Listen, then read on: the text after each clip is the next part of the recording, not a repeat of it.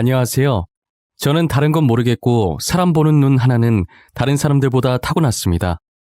그래서 늘 학창시절과 직장 생활을 하며 쓰레기 같은 인간들을 피해 다녔다며 자부심을 가졌었어요.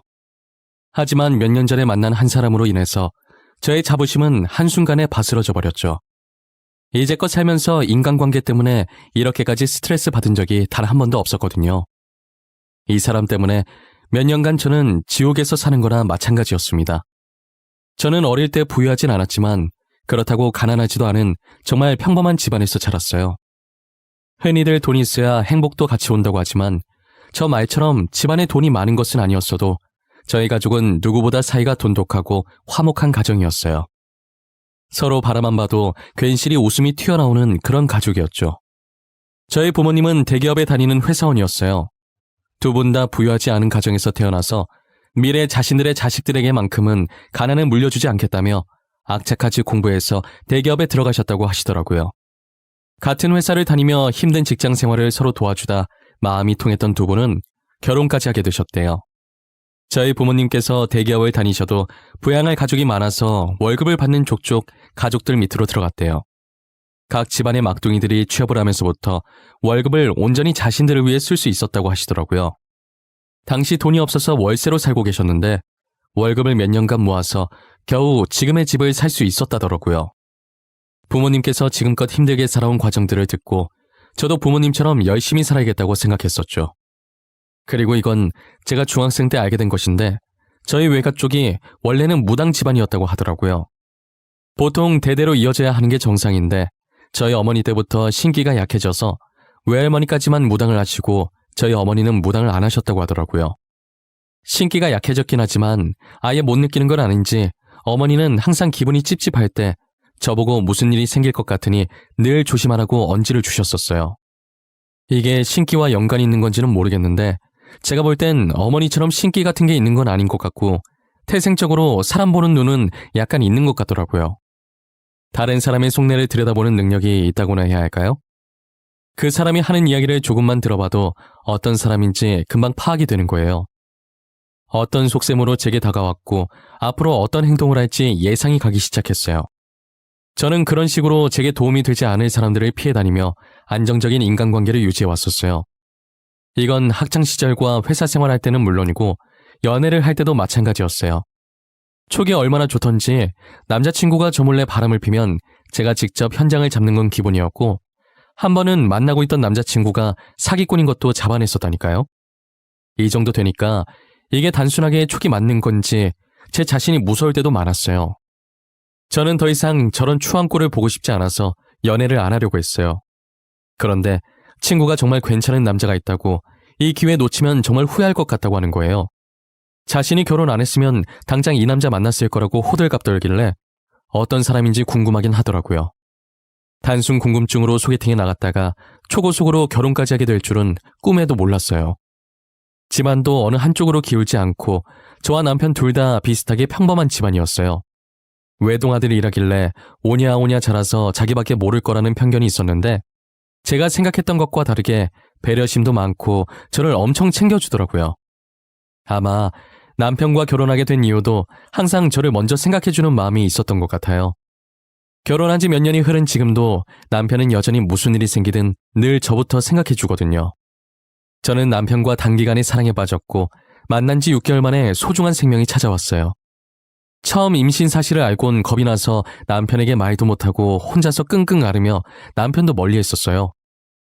남편은 계속 자신을 멀리하는 제 반응에 벌써 저희에게 권태기가 왔다고 생각을 했었대요. 제가 임신을 했을 거라는 것을 정말 생각하지 못했고 어떻게 하면 권태기를 이겨낼 수 있을까라는 생각밖에 안 했다고 하더라고요. 남편에게 사실대로 임신을 했다고 털어놨을 때 자신한테 질린 게 아니라서 다행이라고 안심했대요. 그리고 늘 배려했던 사람인지라 먼저 제 의사부터 물었죠. 수연아, 너는 어떻게 하고 싶어? 난 너가 어떤 선택을 하든 다 받아들일 거야.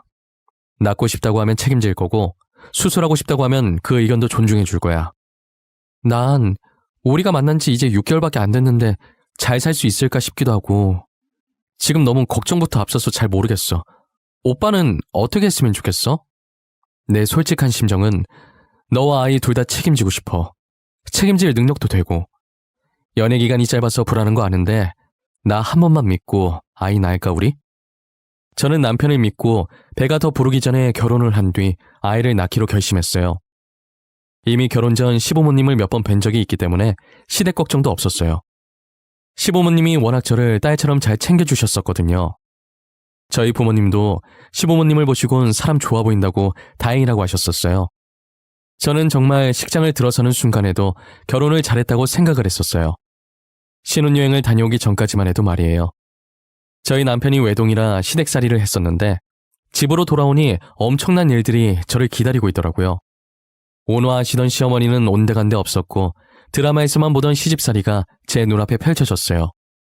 친구들도 제 시댁살이를 말렸을 때 제가 사람 볼 줄 안다고 저희 시부모님은 그러실 분 아니라고 자신만만했었는데 역시 시자붙은 집안은 다 똑같은 것이었어요. 일부러 저를 시키려고 모아둔 건지 밀린 집안일이 잔뜩 있더라고요. 집안도 엉망이고 세탁물도 세탁기에 가득 차 있고 금방 먹은 것 같은 설거지거리들도 쌓여 있고 그야말로 집이 쓰레기장인지 돼지우리인지 모르겠더라고요. 하필 남편이 회사에 급하게 일이 있다고 불려가는 바람에 도와줄 사람도 없었어요. 제게 닥친 현실을 부정하려고 했지만 시어머니께서 저를 부름과 동시에 현실을 직시하게 되었죠. 정신 차려보니 제가 설거지를 하고 있었고 빨래를 돌리고 청소까지 하고 있더라고요. 임신 초기에 몸조심해야 하는데 신혼여행 다녀오자마자 집안일 한다고 몸을 쉬질 못해서 그런지 아랫배가 살짝 당겨오는 기분이 드는 거예요. 혹시나 아기가 잘못되면 어떡하나 걱정했는데 조금 누워있으니까 괜찮더라고요.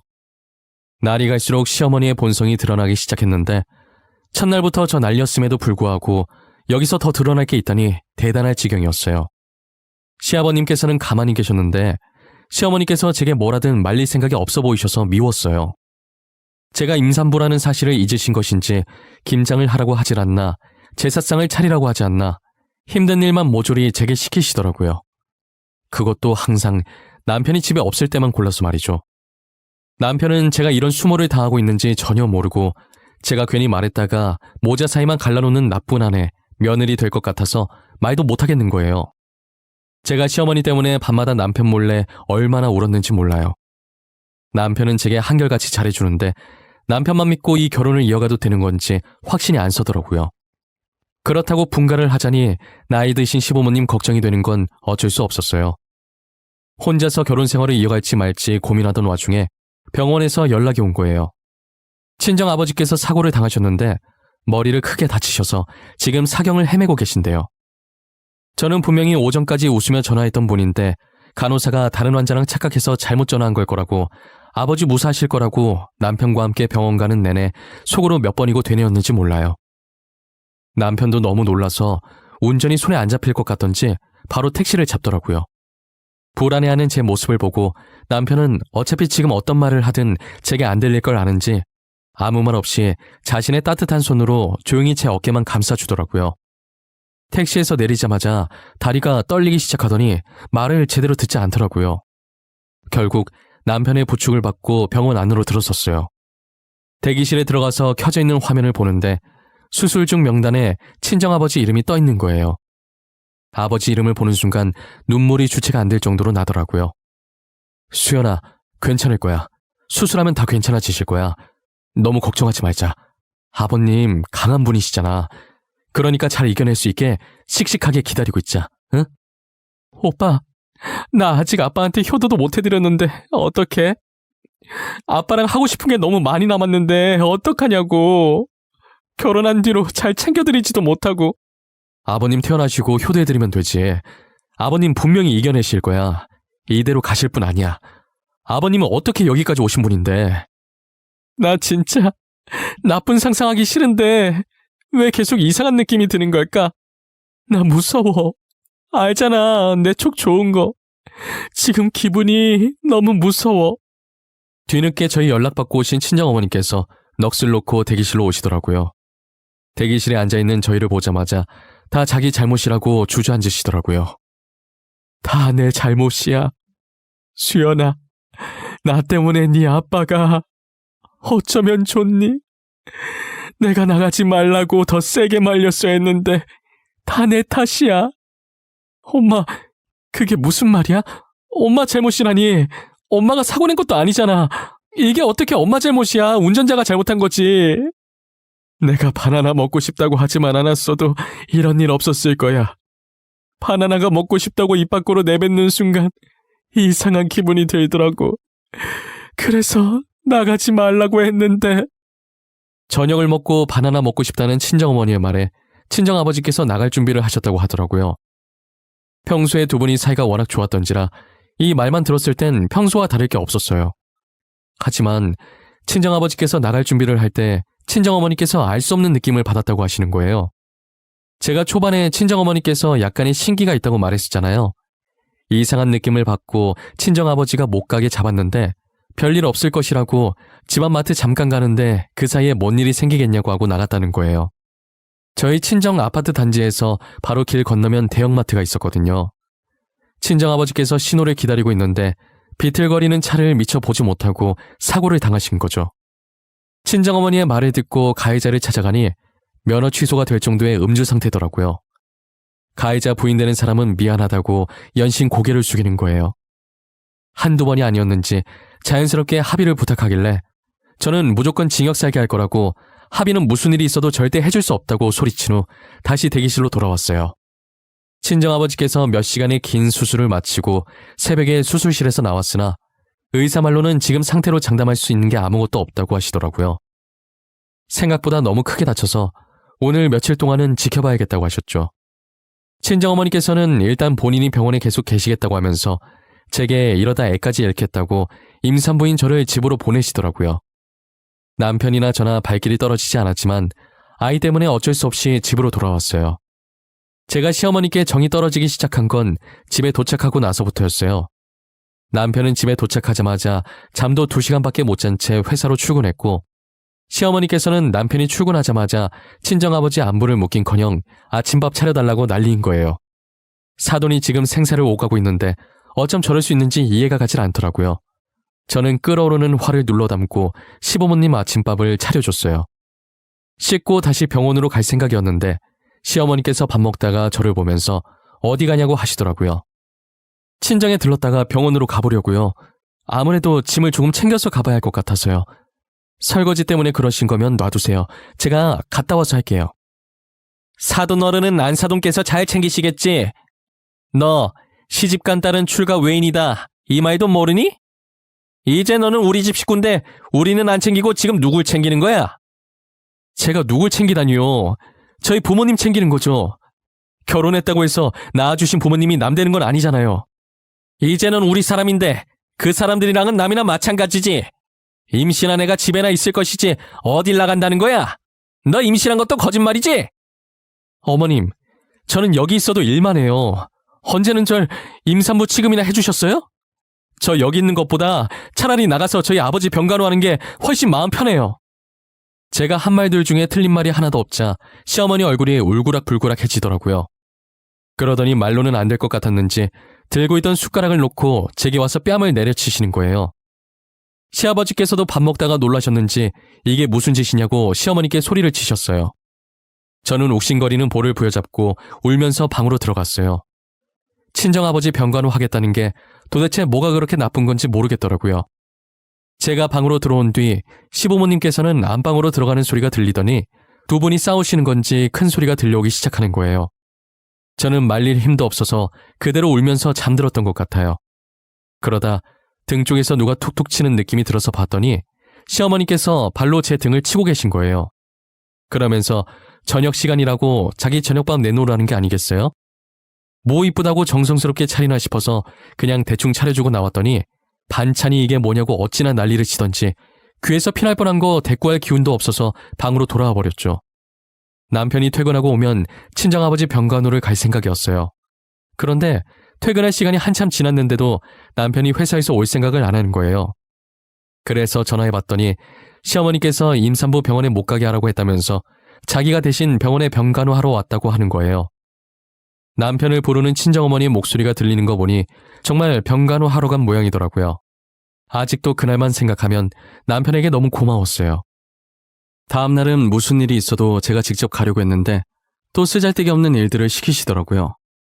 제가 시집 오기 전에도 안 했던 창고 정리를 지금 해야 한다 하질 않나. 찻장에 있는 잔들을 쓰지도 않으면서 당장 다 닦아야 한다 하질 않나. 나중에 해도 될 일들을 지금 바로 하지 않으면 죽는 사람같이 행동해서 어쩔 수 없이 해드렸어요. 결국 하루가 지나고 이틀이 지나도 저는 아버지 병실에 갈 수 없었어요. 남편도 그날 이후로 회사 일이 바빠 야근이 잦아져서 결국은 친정어머니 혼자서 병간호를 다 하셨죠. 그러다 결국 저희에게 일이 터져버리고 말았어요. 어김없이 쓰잘데기 없는 핑계로 일을 시켜서 하고 있었는데 아랫배가 욱신거리기 시작하더라고요. 간혹 그럴 때가 있어서 이번에도 그러다 말겠지 했는데 이게 점점 심해지더니 서 있을 수도 없을 만큼 배가 아파와서 결국 배를 부여잡고 쓰러졌어요. 쓰러지자마자 주머니 속에 있던 전화가 미친 듯이 울리기 시작하는 거예요. 저는 간신히 전화 받고 배가 아프다는 말만 되뇌이다가 그 뒤로는 의식을 잃어서 기억이 나질 않아요. 눈 떠보니 흰 천장에 눈 살짝 부실 정도의 밝은 조명이 보이더라고요. 고개를 살짝 돌려보니 남편이 제 옆에서 아이처럼 울고 있었어요. 오빠, 왜 울고 있어? 걱정했어? 나 괜찮아. 회사는 어쩌고 온 거야. 요즘 일 많아져서 바쁠 텐데. 수연아, 어떡하냐? 우리 진짜 어떡하냐, 수연아. 나도 이렇게 심장이 아픈데 넌 얼마나... 오빠, 불안하게 왜 그래? 무슨 일인데 제대로 말 좀 해봐. 아니지? 내가 생각하는 그거 아니지? 울지만 말고 말 좀 해봐. 애기가 우리 곁을 떠났어. 그리고 아버님도 같이 떠나셨어. 우리 애기랑 손잡고 떠나셨어. 우리 진짜 어떡해. 수연아, 수연아. 저는 남편의 말에 충격을 받아서 그대로 의식을 잃었어요. 뱃속에 있던 아기도 떠나보냈는데 거기다 친정아버지까지 떠나보낸 거예요. 제가 쓰러질 때 전화 왔던 게 친정아버지 보고를 제가 알리려고 저희 친정어머니께서 전화하셨던 거예요. 친정어머니는 배 아프다는 제 말에 아이가 잘못될 거라는 걸 직감하고 구급차를 부르려고 했는데 집 주소를 몰라서 남편한테 전화를 했다고 하시더라고요. 시어머니에게 불려다녀 끝끝내 친정아버지 병실에 가보지도 못했고 아이까지 떠나보냈어요. 저는 아직도 그날이 생각나서 시어머니를 저주하고 싶은 마음이 간절히 들어요. 친정아버지 마지막 가시는 모습도 못 본 불효녀가 저 말고 또 있을까요? 지금 이 글을 쓰면서도 다시 그 기억을 끄집어내려고 하니 많이 사무칩니다. 시간을 되돌릴 수 있다면 얼마나 좋을까요? 시어머니께서는 저희 친정아버지 장례식장에 와서도 제 속을 뒤집어 놓으셨어요. 자기가 일 시켜서 유산하게 됐는데 뻔뻔하게 제 멱살을 잡으면서 자기 손주 살려내라고 소리치더라고요. 친정어머니와 남편이 달려와 지금 뭐하는 짓이냐고 시어머니 손을 떼면서 일단락되는 줄 알았는데 그 자리에 주저앉으면서 장례식장 떠나가라 우시는 게 아니겠어요? 조문 온 사람들이 다 저희 쪽으로 쳐다보니까 결국 남편이 시어머니를 밖으로 끌어냈어요. 장례식이 끝나고도 시부모 잘못 만나 꼬이기 시작한 제 인생이 안타까워서 눈물이 멈추질 않더라고요. 솔직한 심정으로는 그 당시에 모든 걸 다 포기하고 친정아버지 곁으로 가려고 했었어요. 친정아버지도 잃고 소중한 제 아이도 잃었는데 과연 제가 계속 살고 싶은 마음이 있었을까요? 하지만 홀로 남은 친정어머니가 생각나 다시 마음을 다잡고 살아보자고 생각했죠. 제가 마음을 다잡은 지 얼마 지나지 않아 시아버지께서 병에 걸리신 거예요. 간암 말기로 이미 암 진행이 많이 된 상태라 수술을 할 수 없을 정도라고 하시더라고요. 남편은 자신의 부모님이니 애초에 저한테 부탁할 생각조차 하지 않았고 자신이 휴직을 쓰든 해서 병간호를 하겠다고 했어요. 그 소리를 들은 시어머니께서 당연히 가만히 계실 리가 없었죠. 집에서 버젓이 놀고 있는 사람이 있는데 왜 네가 휴직을 쓰니? 너가 일 안 하면 우리 집 뭐 해 먹고 살라는 거야? 제가 모아둔 돈 있어요. 당분간 그거 가지고 생활하셔도 충분해요. 그리고 집에서 놀고 있는 사람이 어디 있어요? 어디 있긴. 일 안 하고 집에서 놀고 먹는 니네 마누라 있잖아. 이제 며느리도 우리 집 식구인데 며느리가 시아버지 모셔야지 왜 엄한 사람이 휴직을 한대? 어머니, 집사람 임신했다는 핑계로 장인어른 병간호 못하게 해놓고 지금 남의 아버지 병간호를 시키겠다고요? 말이 되는 소리를 하세요. 그리고 어머님, 제가 집에서 논다고요? 저 이 집에 시집 와서 단 한 번도 놀아본 적 없어요. 제가 유산한 건 어머님 때문이에요. 알아요? 그날도 괜히 안 해도 될 일을 시켜서 그렇게 된 거잖아요. 시어머니께서 저를 계속 집에서 아무것도 안 하는 식충이 취급을 하길래 저도 화가 난 나머지 이때까지 시어머니께 겪었던 수모들을 남편에게 말하기 시작했어요. 제가 말을 하면 할수록 남편의 표정이 점점 굳어가더라고요. 남편에게 전화해서 임산부 병원 못 가게 하라고 한 것도 일부러 친정아버지 병간호 못하게 하려고 그런 것이었다고 하자 남편은 경멸에 가득 찬 눈으로 시어머니를 쳐다봤어요. 시어머니 얼굴은 하얗게 질려서 흔들리는 눈으로 딴 곳만 쳐다보고 계시더라고요. 어머니 제정신이에요? 사람이 어떻게 그래요? 어머니 원래 그런 사람이었어요? 저희 연애할 땐 수연이 딸처럼 잘해주시더니 다 연기하신 거였냐고요? 아들아, 내 말도 좀 들어보거라. 이거 다 오해야, 어? 내가 딸은 출가 외인이라는 말을 한 건 맞는데 듣기 싫어요. 집사람 아끼는 마음이 걱정돼서 그러신 줄 알았는데 일부러 못 가게 하신 거였어요? 나중에 장인어른 얼굴 어떻게 보려고 이래요? 결국 어머니 때문에 저희 애까지... 어머님, 그 와중에 변명하시라고 하신 거예요? 제가 한 말 중에 과장된 말 하나도 없어요. 그리고 저희 애 어머님께서 그렇게 만들어 놓고 장례식에서 어쩜 그렇게 뻔뻔하게 저한테 그러세요? 그럼 아버님 장례식에 와서 손주 살려내라고 소리 지르던 것도 다 연기였어요? 저 이제 어머니가 무서워요. 다시는 보고 싶지 않아요. 저희 분가할 거고 아버지도 어머니께서 모시세요. 남편은 그간 제가 당한 고통이 이것과는 비교도 안 되겠지만 반의 반만이라도 느껴보려고 하면서 시아버지의 병간호를 시어머니께 맡기시고 연을 끊어버렸어요. 저희는 그 길로 집에 돌아와 짐을 정리하고 분가를 해서 둘이서 살기 시작했죠. 저는 가끔씩 친정아버지와 아이가 떠나던 날을 생각하며 울었어요. 남편은 그럴 때마다 아무 말 하지 않고 저를 감싸주면서 같이 울어주었죠. 시어머니와 함께 살지 않으니 숨통이 트이는 기분이었어요. 그렇게 1년 정도 살다 보니 늘 제 곁을 지켜주는 남편 덕분에 아팠던 기억도 이젠 어느 정도 아물고 더 이상 아프진 않지만 지워지지 않는 흉터로 여전히 남아있더라고요. 모닝커피를 마시다 문득 쎄한 기분이 한순간에 저를 덮치더라고요. 저는 곧장 방에 들어가 남편에게 잊고 있었던 시아버지의 상태를 물어봤어요.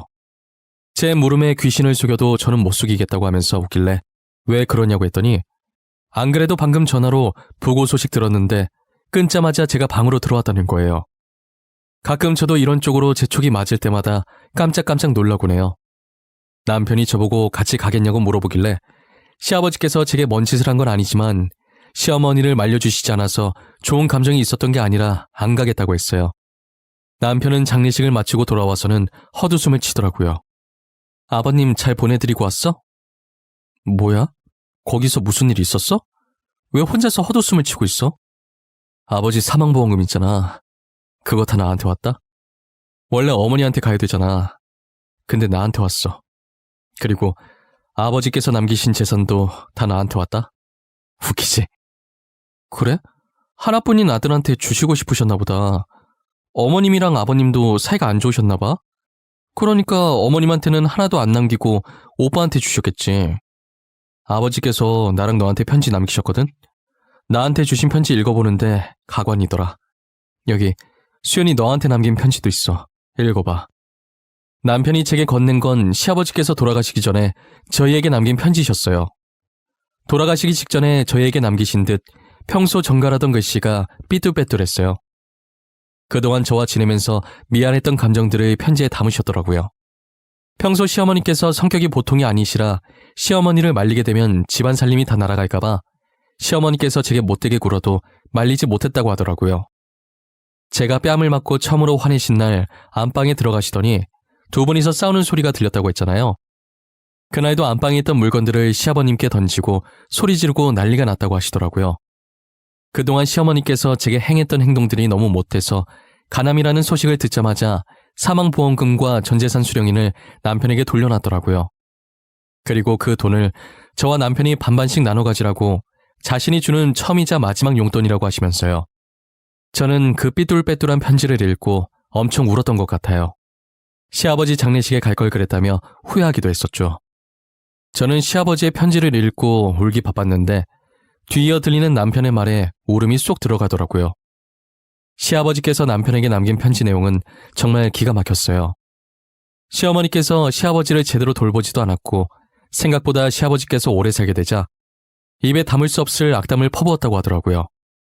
남편이 영 끊기면서 생활비도 끊어버리자 돈이 없다며 사망보험금을 자기한테 달라고 했다는 거예요. 이게 죽을 날 받아놓은 사람에게 할 소리냔 말이에요. 저는 남편의 말에 믿기지 않아서 직접 편지를 봤는데 진짜 열불이 나더라고요. 남편도 진작에 영 끊길 잘했다고 더 이상 어머니 없는 셈 칠 거라고 하더라고요. 어떻게 사람의 탈을 쓰고 아픈 사람에게 저런 말을 할 수 있을까요? 제가 아무리 이해해보려고 해도 절대 이해할 수 없는 행동이었어요. 시어머니께서는 가족들 다 등 돌린 지금 혼자 남아서 본인이 무엇을 잘못했는지 곰곰이 생각해보고 지난 날들을 반성했으면 좋겠어요. 시간이 참 빠르게 지나간다고 느끼는 게 벌써 시아버지께서 돌아가신 지 3년이 되었어요. 3년의 시간이 흐를 동안 시어머니께서 뭐라고 지내시는지는 아무도 몰라요. 저희 가족도 시아버지께서 주신 돈 가지고 다른 곳으로 이사를 가버렸거든요. 현재 저희 부부는 친정어머니를 모시고 3명이서 살고 있어요. 고맙게도 남편이 먼저 같이 사는 게 어떻겠냐고 제안을 하더라고요.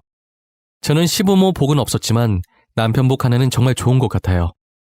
그동안 저희에게 다시 찾아온 인연이 없었는데 며칠 전에 병원에서 기쁜 소식을 들었어요. 4년 만에 제 뱃속에 새로운 생명이 자리 잡았다는 소식을요. 저희 곁을 잠시 떠났던 아이가 4년 동안 길을 잃어서 이제서야 다시 찾아와 준 거라고 생각하려고요. 이제 나쁜 기억들은 다 잊고 제 곁에 남아있는 사람들과 좋은 추억 만들어 나가려고 합니다. 이 사연을 보시는 모든 분들도 저처럼 힘든 일이 있더라도 이겨내시고 좋은 일들만, 웃음이 가득한 일들만 가득하시길 바랍니다. 감사합니다.